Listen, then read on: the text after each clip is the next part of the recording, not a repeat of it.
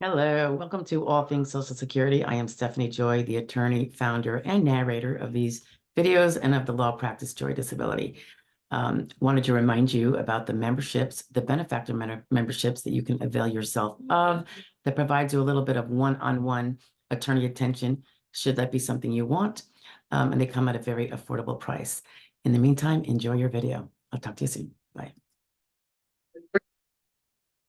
Hey there.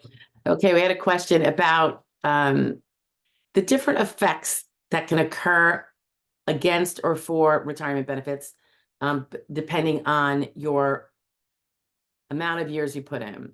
So the question arose, and the person understood that generally there's 35 years of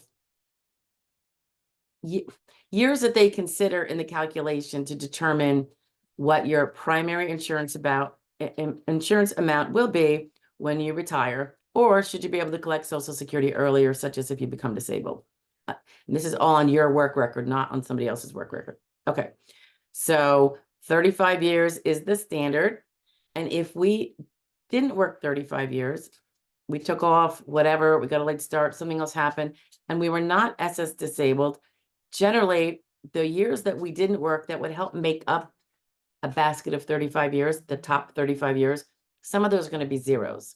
So it's not a good thing for your primary insurance amount upon which your benefit will be based, and it might even be equal to your PIA, to have 0 working years in the mix of your top 35 years. Okay, if you've worked 35 years and they're high years or as high as you would like, then it doesn't really matter if you have other years that you didn't work outside of the 35. So the question kind of arose, and I thought it was a really good question. So let's say someone worked for 23 years, but not 35. Will they have their Social Security reduced? And so I think the way you got to look at it is it's not reduced. It is what you paid in. You paid in for the 23 years. The amount you paid in is going to be thrown into the calculation, and you're going to figure out your, pardon me, it's pretty hot here. Figure out your primary insurance amount. So it's not reduced, it's what you put into it. A reduction, the way I look at it, is if you take it early.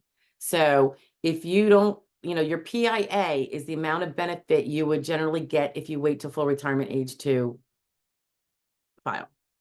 If you take it earlier than that, you're going to get some discounted amount off of your PIA, your age 67 amount. Let's just say most people now it's heading towards 67.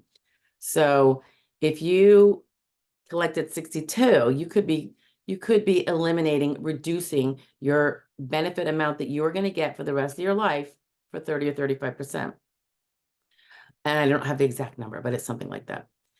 So let's say you have a person who works 23 years, and I'm making up numbers here, okay? I'm just doing it to show you the picture. They worked 23 years and made on average $3,000 a month. And let's just say let's just say, and this is not going to be an accurate number at all. It's probably going to be high, I'm thinking. Let's say their PIA is 2,000. That means what their monthly amount would be should they wait till full retirement to collect it. Now you have someone who worked 35 years at $3,000 per month on average. And let's say their PIA is 2,600. I don't even know why I pulled out that number. Yeah, the person that worked more and paid in more is going to have a higher insurance amount, because it's like when you pay premiums, the more premiums you pay for an insurance policy, the higher your premiums, generally the more coverage you're going to get. Same idea, kind of. But is it possible that the person who worked 23 years at the same kind of income level, but for less years, as a person who worked 35, could they end up getting more, collecting more than the person who worked 35 years? Yes, and yes, they can, if their choice is to stick it out till age 67 and not collect before them, or their choice is to work till 70, in which you're tacking on probably another 30% on top of that. So if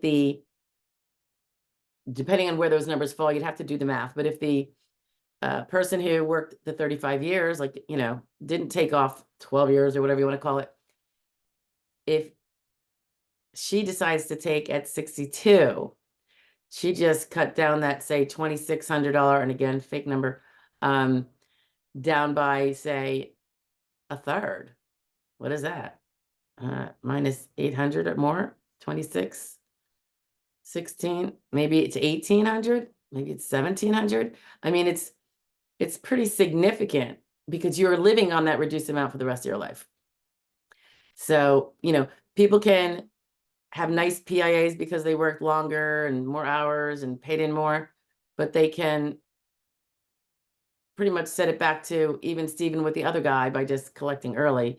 And the guy that maybe made less can stick it out a little longer and then live on more later. So things just to keep in mind, like if you're looking at your PIA and you're like, oh, that's low at 67, a little lower than I think I need with maybe it's my mortgage or whatever.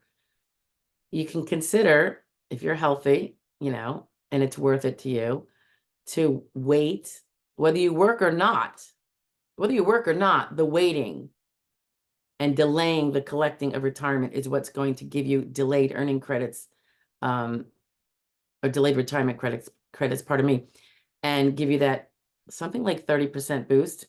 I have some diagrams on that, and I have them in another video actually, where we went through the numbers provided by the SSA for a particular person, so we could see the differences between 62, something in between 67, 70. And it really gives a good visual. But, sometimes people say, I'm just going to stick it out. We can get by. I want to have that regular higher income later when I will be worried about higher expenses, or it'll give me a nicer, a nicer quality of life, whatever the case may be. Maybe, if they can still work and they don't need that money now from retirement at regular retirement age or early retirement, that's something some people consider doing, sticking it out till 70. Some people just do it anyway because they actually like to work, but we can't presume most of us are like that. But anyway, yeah, so the not working the 35 years is going to give you a smaller amount overall, the PIA, simply because you paid in less. And I should add, if that was you and you worked 23 years and you're like, I really want to stick in a couple more years into that calculation, you can, every year you work going forward, even if it's part-time, is going to have some sort of impact on that, because 0 to something else is something else, right? So if you take away 6 of those 12 years because you decide to go work part-time or full-time, that could make a notable difference. I'm not going to say it's going to double it or something, but it would be a difference. And they do have calculators on the ssa.gov site. They might be a little cumbersome to use, particularly when you want to do variations and stuff, and try different things out, but take a look, see. All right. Anyway, I hope that answered that question. I thought it was a fun question. She's not getting reduced. She just didn't put in that much, and that's what she will get. And she can take it early and then reduce it further, or make it bigger by waiting till 70. All right, guys, take care. Bye.